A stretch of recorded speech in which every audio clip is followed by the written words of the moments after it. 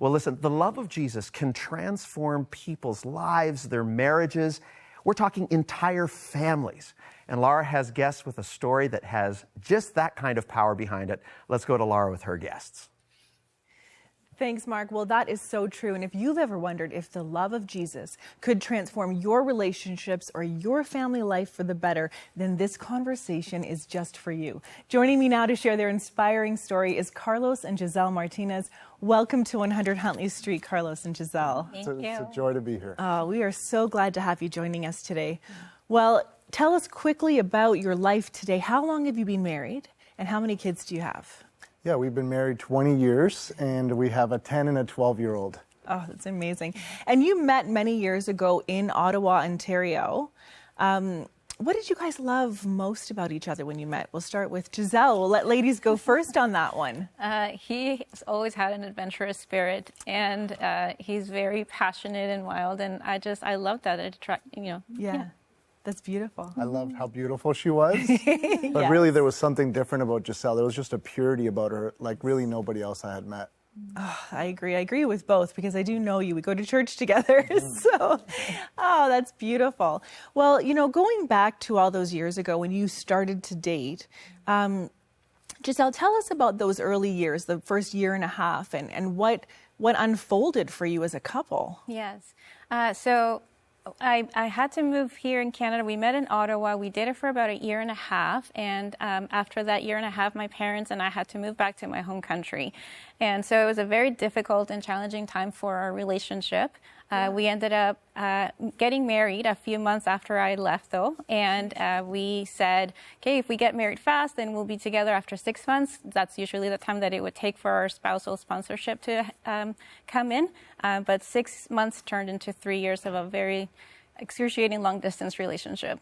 And so, Giselle, you were home in Nicaragua for those 3 years. Yes. Wow. Yes, and he was here in Ottawa. Okay, okay.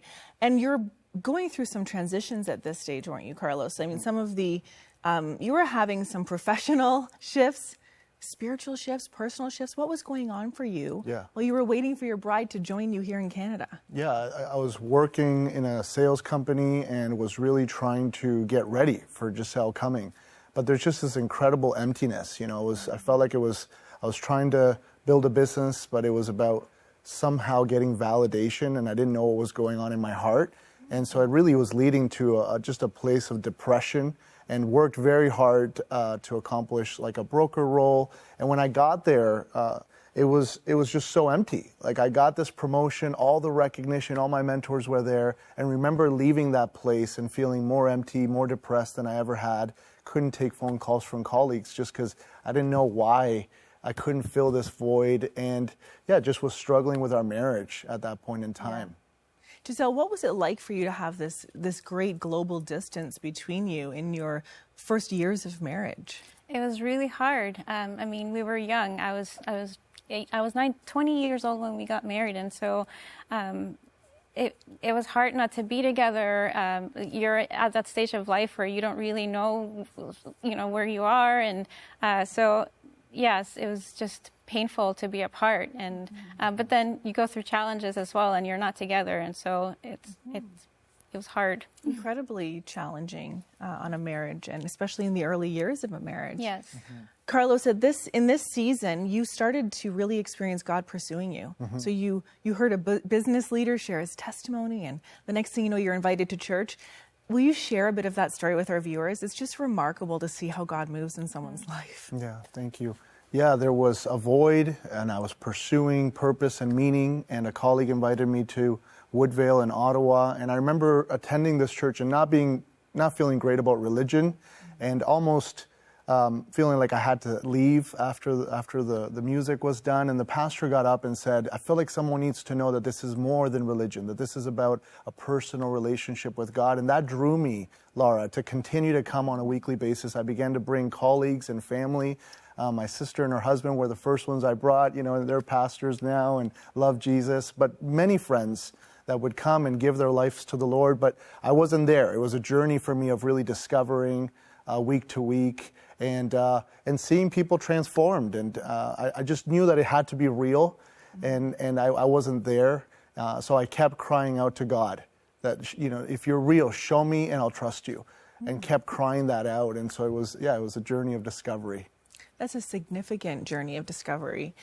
Giselle, did you know that Carlos was seeking like this at this stage and trying to find out who God is and what God could be doing in his life? Yes, no, I didn't. I mean, we did have, it's not like now that where you have FaceTime and you can just call up, but back then we didn't have that. And so I think it was at the end of the 3 years that we started using Skype. So we didn't really share much. We would see each other every 6 months. So I wasn't really sure what was happening in his life. I was living my own 20-year-old life in Nicaragua, so I didn't really know what he was doing. Yeah. And Carlos, you just noted that, you would hear the pastor say, make this commitment, make this choice for Jesus, and yet you were reticent because you kept saying, God, show me who you are and I will trust you, right? Mm-hmm. When was that moment when you made this choice for Jesus? What happened? Yeah, after several months, Laura, every week it was just that. It was I'd close my eyes when he'd pray and I'd say, show me and I'll trust you. But one Sunday, I really, in my heart, heard him say, trust me and I'll show you.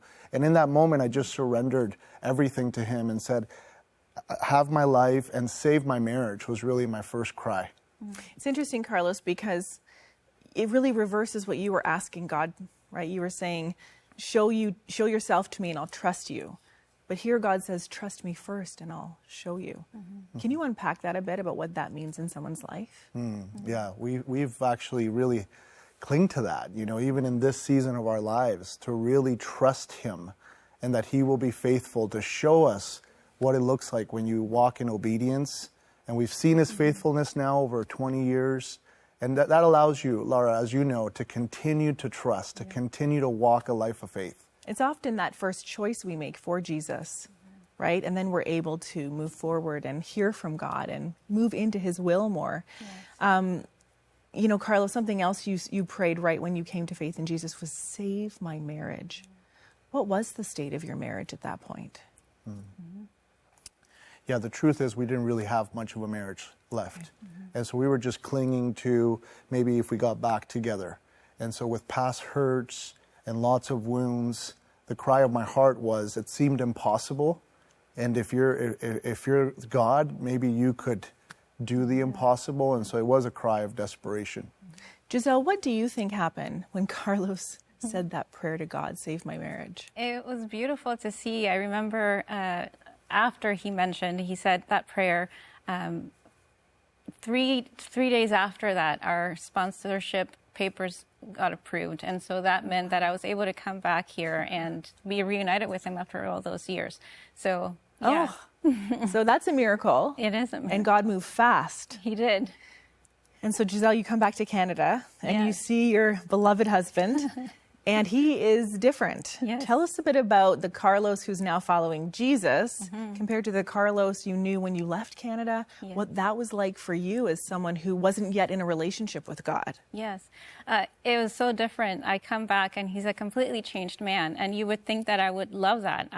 People say that, like he's living out his faith. And I felt like he was pushing on his beliefs on me for some reason. I just felt like I have nothing to do with your faith. Like I already have a Catholic background and I don't want anything to do with that. And so he kept inviting me to church and I kept denying it and I didn't know what to do with that. And so he actually asked for a pastor to mentor him and to do, like, what do I do in this situation? And so he met with him, he mentored him and he said, don't do anything, don't pressure her, just let Jesus do his work in her life and let's just pray. And so, it took a long time, and it actually, it was a Christmas that year, he invited me again, and I finally said yes, and it was the worship that really moved me. And so I started coming to church, but really, I think like real change came a year after in 2009 when he went to a retreat for men. It's called Men and Brothers. And he came back and he just shared with me some things from his past. And it could have really wrecked our marriage. And instead of me wanting to or to leave, I actually just wanted to pursue him. And so I had watched a movie called Fireproof. And it has this Love Dare challenge, and it's a 40-day journey where you just pray for your husband and you pursue him in different ways. And so I did that, and one Sunday I was just like, God, I surrender my life to you. I remember the pastor making an altar call and say, like, if anybody wants to come and join us, like, I will pray for you. And I surrendered to him, and I said, God, I want you to be just there for me. It's a beautiful moment, and it changes everything. Giselle, God met you in that moment, and he's been on a journey with you your whole life, but in that moment, you surrendered to him. And shortly after, you guys had another moment in your marriage where you were able to open up to Carlos about some very personal things that mattered a lot to you. What was that experience like for you? Yes, we had just moved to Burlington, and he felt like he needed to talk to me, and he felt like whatever she comes up to me whatever she comes and says to me, I have to believe that Holy Spirit is going to work, and then I have to forgive her. That's his posture at first. And so I remember that when he revealed his sin or his past that first time, I took it as I had to see my own sin, but I didn't really share what I had done in my past. And so this was an opportunity for me to confess to him all the things that I had done. And he was so amazing. Like Holy Spirit just worked in that living room, I remember. And I feel like that's where real breakthrough came to our marriage. It's incredible. And today you're such a dynamic couple. You impact so many people. Your model of serving Jesus together authentically and with deep care does ripple out around you. And I'm so thankful to God that he saved your marriage, that you let him save your marriage, because sometimes we don't let God move the way he wants to move.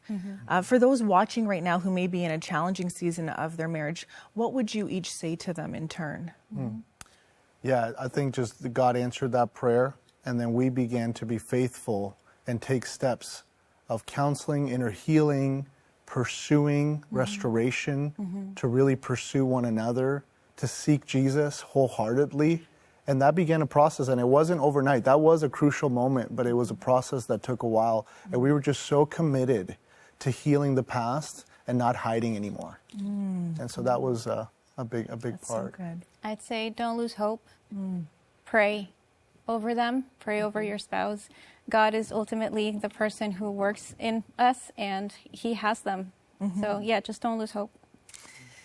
Such good words of encouragement, and I'm hoping you'll come on towards the end of the program and pray with us for marriages across Canada. You know, I started this interview asking you guys what you loved most about each other all those years ago, 20 years ago. Just before we end here, what do you love most about each other today? His passion is still there, but it's geared towards God and ministry and loving people, and so it's still there. It's just another way. So I love how he gives of his time, of his efforts, of his finances. So it's great. And for me, it's just her heart for others, her heart for God, the way that she just serves and loves and doesn't need any of the credit. Just love who she's becoming. Yes. Oh, Carlos, Giselle, thank you so much for sharing your story with us today. Thank you for your hearts for Jesus and for each other. And we're so thankful you joined us today. Thank you. Thank you. Well, if you're in a season of marriage that is rocky or challenging, or you want to pray for a loved one so that they will come into the knowledge of who Jesus is, please call our prayer partners at 1-866-273-4444. And later in the program, we'll be praying for marriages across Canada. So stay with us. There's so much more to come.